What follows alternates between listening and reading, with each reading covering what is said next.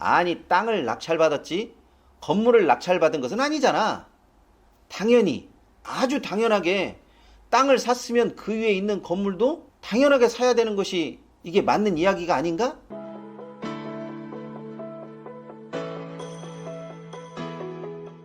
경매수걸 현미경의 치우입니다.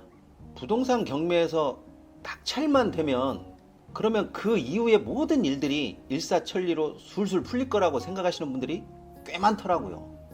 그래서 뭐 낙찰을 받으면 환호성을 지르고 폐찰이면 뭐 종이를 찍고 뭐 그런 일들을 쉽게 떠올릴 수 있는 것 같아요. 그런데 막상 낙찰을 받아보면요, 여러 사람들이 축하한다고는 하는데 조금만 지나면 과연 정말로 이 낙찰이 축하받을 일인가? 하면서 고개를 갸웃하는 일들이 심심치 않게 벌어지기도 합니다. 낙찰받기 전에는 보이지 않았던 다양한 이해관계들이 낙찰받고 나면서부터 슬슬 나타나기 시작하기 때문이죠. 오늘은 그 중에서도 생각처럼 쉽게 해결되지 않았던 일을 제가 소개해 드리겠습니다. 입찰 전에는 정말 대수롭지 않은 일들이 낙찰받게 되니까요, 자꾸 신경이 쓰이게 돼요.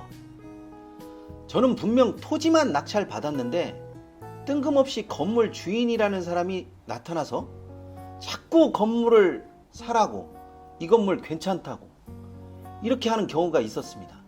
건물이라고 하면 건물이고 또 건물이 아니다라고 하고 막 우기면 진짜 건물이 아닌 것 같은 그런 건물을 돈 주고 사라고 하면 낙찰자 입장에서는 순식간에 멘붕이 나올 수밖에 없는 거죠. 보통 토지를 낙찰받고 나면요, 그전 소유자는 대부분 낙찰자를 싸게 땅을 꿀꺽한 점령군쯤으로 그렇게 봅니다. 다 그런 것은 아니고 어디까지나 제 생각은 그렇다는 거죠. 그렇지만 대체적으로 우호적으로 보지는 않죠. 낙찰받고 전 주인을 처음 만나면 열의 아홉은 자신의 어려웠던 사정과 경매에 넘어가기까지의 그 과정을 아주 드라마틱하게 부풀려서 이야기를 합니다. 물론 낙찰자 입장에서 전 소유주 이야기를 가만히 들어주는 것은 일단은 좋아요. 하지만 여기서 간추려서 들을 것은 듣고 또 버려야 할 것은 그냥 버려야 돼요. 예를 들어서 지금 돈을 구하고 있으니까 잔금을 내지 말고 조금만 기다려 달라고 하는 것인데요, 돈을 구해서 채권을 해결하고 경매를 취하시킨다고 하면요, 일단은 쏠깃합니다. 그런데 이 말을 고지 곧대로 믿게 되면 나중에 정말 큰일이 나요. 정말로 돈을 구해서 경매를 취하시킬 수 있는 사람은 저렇게 이야기하지 않습니다.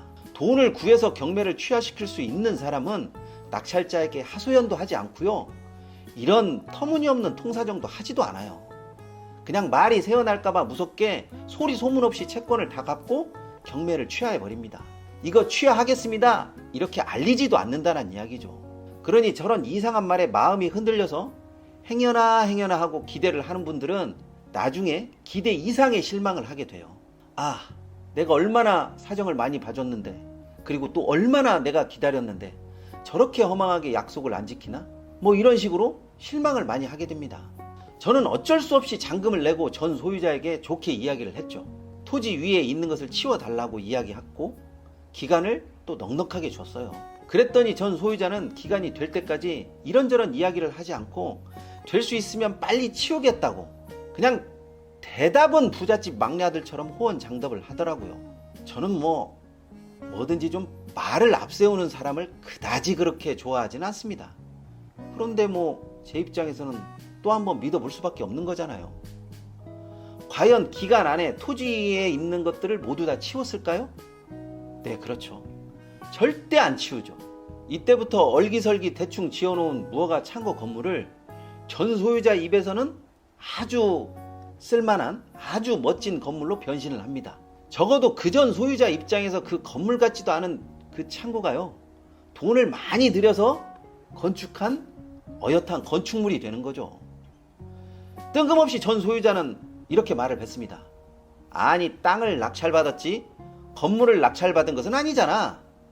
당연히, 아주 당연하게 땅을 샀으면 그 위에 있는 건물도 당연하게 사야 되는 것이 이게 맞는 이야기가 아닌가? 어디서 이런 듣도 보도 못한 개똥 철학을 쏟아내는 거죠.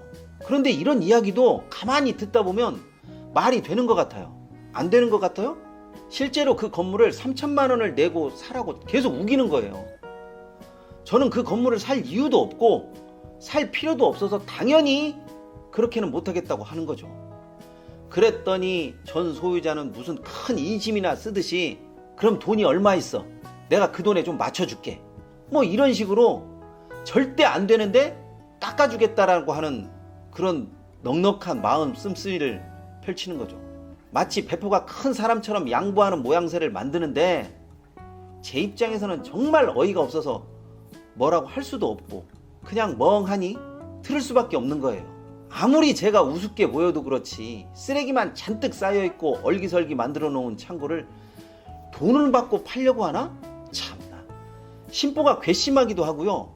그냥 보자 하니까 사람을 빙다리 핫바지로 보는 것 같기도 하고 정말 사람이 얄밉더라고요. 더구나 이렇게 토지 위에 무허가 건물이기는 하지만 건물이 들어서 있으면요 대출이 나오지 않아요. 무허가 건물을 슬쩍 치워버리기만 하면 간단하게 끝날 일인데 그 간단한 일이 간단하게 끝나지 않게 되어버리는 거죠. 제가 건물을 사지 않겠다고 버티니까 금액이 마음에 안 들어서 그러는 줄 알고 돈을 얼마나 가지고 있냐고 내가 그 돈에 맞춰주겠다고 계속 그런 식으로 인심 쓰듯이 말하는데 정말 미치고 팔짝 뛰겠더라고요. 결국 저는 전 소유자에게 건물을 살 이유도 없고 건물을 산다고 한다고 한들 도대체 저런 무허가 건물을 뭘 보고 사냐고 제가 뭐라고 했죠. 그랬더니 돈이 없으면 사용료를 내고 건물을 사용하면 된다고 도리어 이렇게 나오더라고요. 아니 건축물 대장도 없는 무허가 건물을 어떻게 도대체 무엇을 주고받고 사라고 하는 것인지 알 수가 없더라고요. 뭐 더 이상은 좋게 이야기를 할 수가 없는 거죠. 곧바로 전 소유주에게 내용증명서를 먼저 날리고 땅 사용료와 건물 철거에 대한 소송을 시작했습니다. 소송이 시작되고 얼마 지나지 않아서 전 소유자에게서 연락이 왔어요. 땅은 경매에 나와서 낙찰을 받았으니까 땅은 네 소유가 된 것이 맞다. 그런데 건물은 내 것이니까 그것을 돈을 내지 않고 그냥 꿀꺽 하려고 하는 것은 이건 말이 안 되는 일이다. 뭐 이런 식으로 저를 따끔하게 훈계하더라고요. 땅은 내 것이니까 인정하니까 뭐 그것은 좋습니다. 그래서 그럼 땅 주인이 허락을 받아서 건물을 만든 것이 아니니까 당연히 땅 사용료를 내야 하고 그것이 마땅하지 않으면 건물을 철거해 줘야 되는 거 아닌가? 뭐 이런 식으로 저도 물러봤죠. 그랬더니 말문이 막혔는지 전화를 딱 끊어버리더라고요. 자, 이 이후에는 어떻게 되었을까요? 저는 건물을 안 사겠다고 그러니까 지료를 내든지 아니면 건물을 철거를 해라. 전 소유자는 아니다. 네가 건물을 사라. 나는 사용료를 내지 않겠다. 뭐 이렇게 버티기로 들어가니까 당연히 자연스럽게 소송으로 들어가는 것이 어떻게 보면 정해진 순리가 되는 거죠. 말도 안 되는 억지를 당연시하게 받아주면요 그것이 정말로 당연한 권리인 줄 알게 돼요. 다음 영상에서는요 실제로 소송에서 나왔던 이야기를 제가 이어가도록 하겠습니다. 알림 설정과 좋아요는 기본적으로 제 영상을 보신 분들의 신뢰인 것 같아요. 아울러 언제든지 궁금한 점이 있으시면요 댓글도 아낌없이 부탁드립니다. 제가 직접 성심성의껏 답변해 놓도록 하겠습니다. 이번은 여기까지 하도록 하겠습니다.